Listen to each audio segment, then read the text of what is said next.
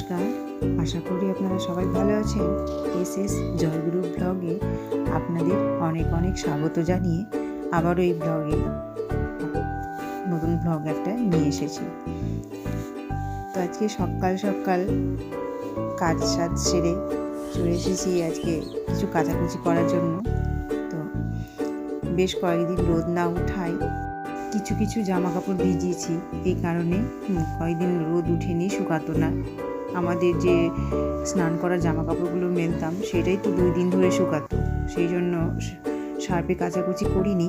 তো আজ বেশ দেখছি রোদ চকচক করে উঠেছে, তাই আজকে কিছু ভিজিয়েছি।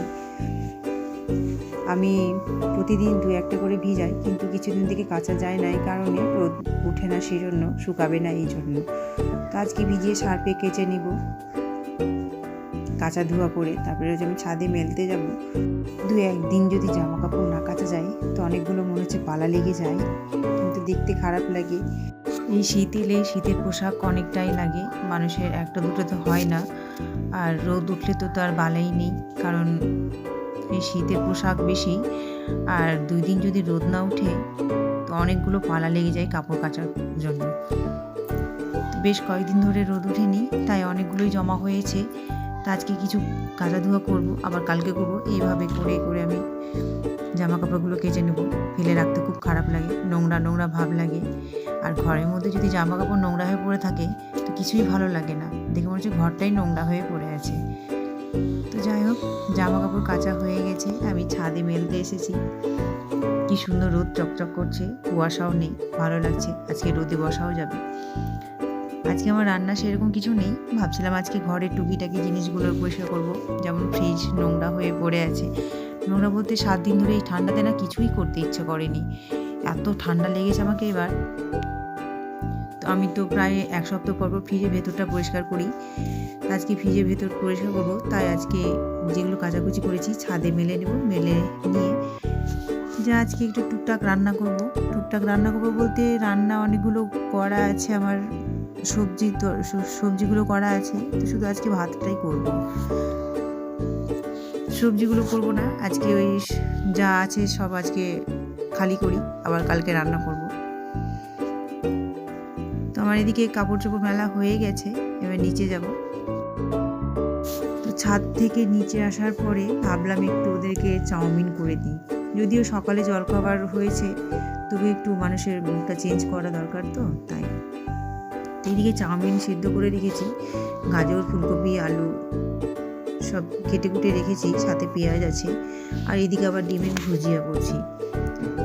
তো মানুষের প্রতিদিন একঘেয়েমি জলখাবার ভালো লাগে না, বেশ মাঝে মাঝে চেঞ্জ করতে হয়। তো আজকে চাউমিন করে দেবো। আর এরই মাঝে মিঠি দুধ নিয়ে চলে এসেছে, আর আমার সঙ্গে লুকোচুরি খেলা খেলছিল। এসেছে অনেকক্ষণ আগেই, কিন্তু আমাকে ধরা দেবে না তাই বাইরে চুপ করে দাঁড়িয়েছিল, লুকোচুরি খেলা খেলছিল।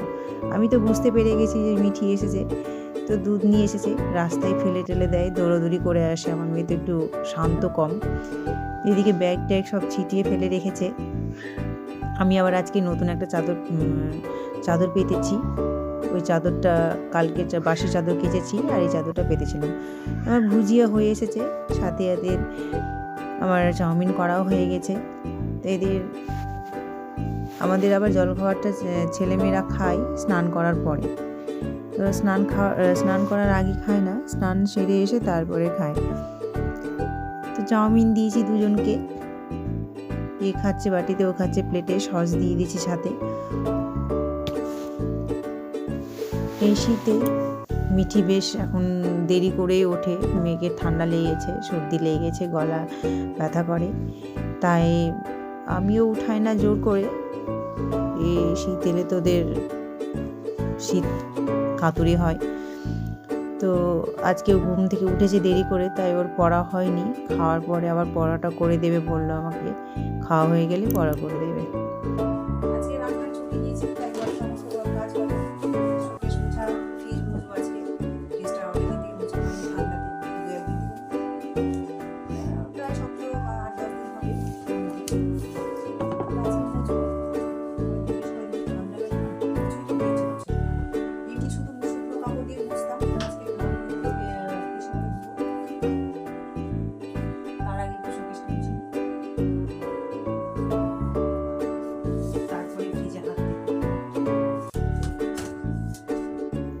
প্রথমে জলে আমি শ্যাম্পু গুলে প্রথমবার আমি শ্যাম্পু গোলা জলে ফ্রিজ মুছে নেব, তারপরে পরিষ্কার জল দিয়ে ভালোভাবে মুছে নেব। তো আমি তাই করি, যখনই ফ্রিজ মুছি না কেন প্রথমে জলের মধ্যে শ্যাম্পু গুলে প্রথমবার আমি ফ্রিজটা মুছে নিই।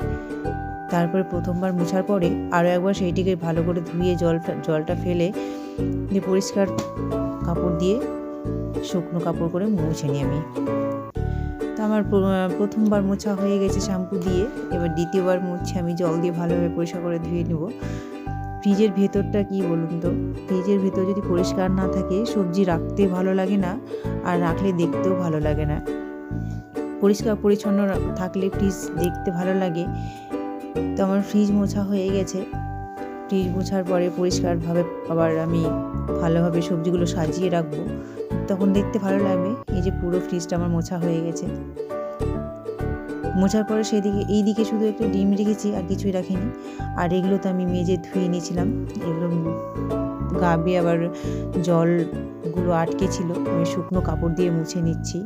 না মুছলে দেখতে খারাপ লাগবে, জলগুলো জল হয়ে থাকবে, আর সবজিগুলো জলের মধ্যে থাকলে দেখতে খুব একটা ভালো লাগবে না।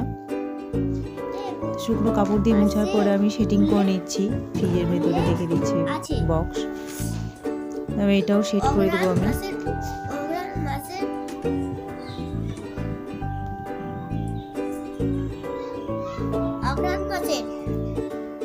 তো ফ্রিজের ভেতর পরিষ্কার করা হয়ে গেছে, দিয়ে একে একে সবজিগুলো আমি রেখে দিচ্ছি।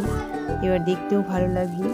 বাঁধাকপি, ফুলকপি, টমেটো, গাজর যা আছে তাই, কমলা লেবু সব কিছুই কি সুন্দর পরিষ্কার পরিচ্ছন্নের উপর সবজি রাখতেই ভালো লাগে। জলের বোতলগুলো রেখে দিচ্ছি। জলের বোতল আমি ফ্রিজে রাখি ঠিকই, দেখতে ভালো লাগবে, সেই কিন্তু ঠান্ডা জল আমরা খাই না। এইদিকে আবার ফ্রিজ পরিষ্কার করার পরে সমস্ত সবজি গুছিয়ে সাজিয়ে রাখার পরে আমি যে দুধের সরগুলো তুলে রাখতাম প্রতিদিন, সেই সরগুলো নিয়ে একটা বাটিতে ঢেলে ঘি করার জন্য ফেট দিচ্ছি। তো যতক্ষণ ফেটাবো, যতক্ষণ না মাখনের মতো হয়ে আসে ততক্ষণ আমি ফেট দিতেই থাকবো। এইভাবে ঘি করে আমি আমার শাশুড়িকে করতে দেখেছি, সেই দেখেই আমি শিখেছি। আমার শাশুড়ি কিছু করলে আমি দেখতাম পাশে বসে, তা আমি নিজেই এবার চেষ্টা করে দেখছি পারছি কি না। তো এই দেখুন অনেকগুলো সরগুলো ফেট দিতে দিতে অনেকটাই জল ঢালার পরে ভেসে উঠেছে। এই যেগুলো ভেসে উঠবে সেগুলোই আবার কড়াই দিয়ে গরম করে নিতে হবে। তো যেগুলো ভেসে উঠেছে সেগুলো কড়াইয়ের মধ্যে রেখে দিচ্ছি, কারণ এই কড়াই ঘিটা তৈরি হবে তো সেই জন্য। তো সবগুলোই আমি কড়াইয়ে নিয়ে উনানে বসিয়েছি ঘি করার জন্য। দেখুন হালকা হালকা ফেনা ফেনা হয়ে উঠেছে, পুরো ফেনা ভর্তি হয়ে যাবে এরপরে। এই যে পুরো ফেনায় ভর্তি হয়ে গেছে। কিন্তু ঘিয়ের ব্যাপারটা কি বলুন তো, বারে বারে নাড়াচাড়া করতেই হবে, না তো তলায় লেগে যাবে। প্রথমে একটু ফুল আঁচেই করি, পরে আঁচ কমিয়ে দেব আমি। ফুল আঁচে আমি ফুটিয়ে নিচ্ছি, এবার আস্তে আস্তে করে হালকা আছে। এই যে দেখুন মাখনগুলো প্রায় কমতে শুরু করে, ফেনাগুলো কমতে শুরু করেছে, আর আর মাখন থেকে ঘিগুলো বেরিয়ে আসছে। যতক্ষণ না কালো হয়ে যাবে মাখনগুলো ততক্ষণ ঘি বেরোবে না। ওই যে দেখুন কালো হয়ে এসেছে, আর ঘি সম্পূর্ণই বেরিয়ে এসেছে। ওই মাখনগুলো পুরো কালো হয়ে গেছে, আর তারপরে দেখুন ঘিগুলো সবটাই বেরিয়ে চলে এসেছে। যতক্ষণ হবে ততক্ষণ ওরকম নাড়াচাড়া করতেই হবে। তো এরপরে আমি গ্যাসটা অফ করে দেব। ঘি যতক্ষণ ঠান্ডা হবে না ততক্ষণ আমি বাটিতে ঢালবো না। একটু ঠান্ডা কড়াইটা বড় জিনিস তো, ঠান্ডা হতে সময় লাগবে না, তাড়াতাড়ি হয়ে যাবে। তো বেশ কিছুক্ষণ ঠান্ডা হয়ে যাওয়ার পরে আমি আবার বাটিতে ঢেলে নিচ্ছি ছেঁকে। ওই কালো এগুলোকে চাচি বলে, সেগুলো যেন ঘিয়ের মধ্যে পড়ে না যায়, দেখতে খারাপ লাগবে, তাই আমি ছাকনা দিয়ে ছেঁকে নিচ্ছি। হালকা গরম আছে, আমি যে বয়মে ঢালবো এই হালকা গরমও ঢালবো না, বেশ ঠান্ডা করব তারপরে ঢালবো আমি। এই চাচুগুলো আবার খাওয়া ভালো, বাচ্চাদের খাওয়া ভালো, বড়রাও খাই, এই চাচিগুলো যদি খায় বাচ্চাদের যে পেটে কৃমি হয়, কৃমিগুলো মারা যায়, দাঁত কিরকির করে না, কৃমি পড়ে যায়। তো এই বাটিতে ঘি ঢালার পরে আমি বয়মে ঢেলে নিয়েছি। দেখুন হালকা যে গরম ছিল সেটাকে পুরোপুরি ঠান্ডা করে নিয়েছি, দিয়ে বয়মে ঢেলে নিচ্ছি। দুধ খেলে এই যে ঘি পেলাম, এইটুকুই আমাদের বাড়তি পাওয়া। আর শীতের দিনে দেখবেন দুধের স্বর মোটা হয়ে পড়ে, গরমকালে সেটা পড়ে না, আর শীতের ঘিটা বেশ জমিয়েই হয়।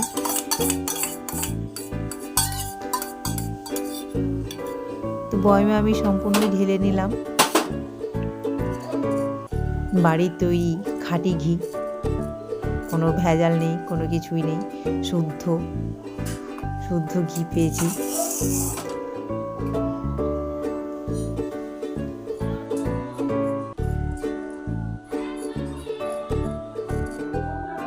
এইটি ঘি হলো, দুধের সরজমে এইটুকু ঘি হলো।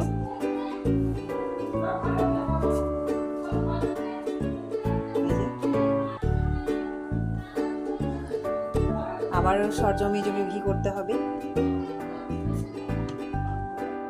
তো ঘরে ঘি করার পরে আমি আর মিঠি ছাদে এসেছিলাম, ছাদে বসার জন্য, একটু রোদ লাগাবার জন্য। নিচে অনেক ঠান্ডা লাগছিল, তাই উপরে এসে বসেছি, কোনো কাজও ছিল না, আর সৌভিক টিউশনেও গেছে, আর খাওয়ার সময়ও হয়নি, তাই সব মিলিয়ে ছাদে এসে বসেছি। তো অনেকক্ষণ ধরে বসেছিলাম আমি আর মিঠিকে ভালো লাগছিল না, কারণ বাচ্চা তো, বাচ্চারা বাচ্চাদের চাই, খেলার সাথী না পেলে ভালো লাগে না। তাই ওর নিচে গিয়েছিল, নিচ থেকে আবার সবাইকে নিয়ে আসলো উপরে, সবাই মিলে খেলছে। তো শুভ রাত্রি জানিয়ে আবার রাতের পর্ব শুরু করছি আমি। সারাদিন যা গেল। তো এই যে একটা বিরিয়ানির প্যাকেট হাতে আছে সৌভিকের। এই বিরিয়ানির প্যাকেটটা সৌভিক টিউশন থেকে পেয়েছিল। আজকে ওদের ইংলিশ টিউশনে ফেয়ারওয়েল হলো, কালকে স্কুলে ফেয়ারওয়েল আছে। তা আজকে এই ফেয়ারওয়েলের জিনিসটা না খুব খারাপ লাগে, কারণ যেখানে যেটা পড়ে ফেয়ারওয়েল হলে, আমরাও এই সময়টা পার হয়ে এসেছি, তাই ফেয়ারওয়েল জিনিসটা বুঝি, মনে দুঃখও পায় অনেকে। একসাথে সব বন্ধুরা পড়াশোনা করে, এই যে মাধ্যমিক দেওয়ার পরে কে কোন দিকে যাবে, কে কোথায় কোন স্কুলে ভর্তি হবে, সবাই ছিটিয়ে যাবে, একসাথে আর একজোট হবে না। এই জিনিসটা খুব খারাপ লাগে, একসাথে বন্ধুত্ব থাকা পরে আবার ছিটিয়ে যাওয়া, সবাইকে মিস করবে। যাই হোক, এই বিরিয়ানি প্যাকেটটা নিয়ে এসেছে, ওখানেও খাইনি। এই ব্লগটা এখানেই শেষ করছি। আপনারা ভালো থাকবেন, সুস্থ থাকবেন।